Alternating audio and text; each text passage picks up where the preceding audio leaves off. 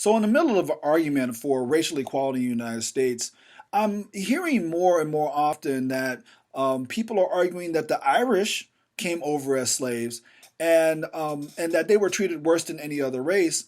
But you don't hear them bitching and complaining about how the world owes them a living or something along those lines. Now, normally, this attack is being used towards people of color, but specifically towards black people. Because what they're arguing is that other groups have been successful under worse circumstances. Therefore, if black people are not successful, then there must be something wrong with black people. Now, please don't misunderstand me here, folks. It is true that Irish people were treated poorly, and that is due largely to a centuries-old beef that they had with the English. However, the vast majority of the Irish, along with other European ethnicities, were actually indentured servants or debt slaves rather than chattel slaves like the indigenous people of North America and African captives.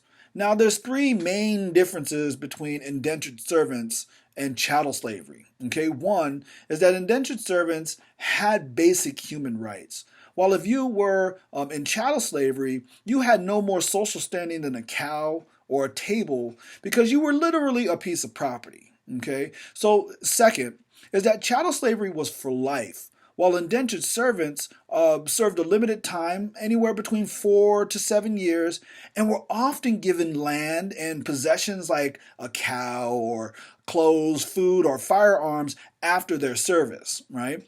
And then three, and this is the most debilitating difference between chattel slavery and indentured service, was that chattel slavery was hereditary. And so, therefore, generations, literally generations of African captives were not allowed to work for themselves and work towards building their own wealth. And so, did the Irish get mistreated?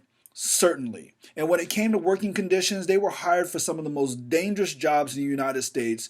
The blood of Irish people are spilled all over the New York skyscrapers and bridges on the East Coast. However, were the Irish or other European ethnicities systematically oppressed in the United States over centuries in order to stop their upward mobility? I'm sorry, but the answer is no.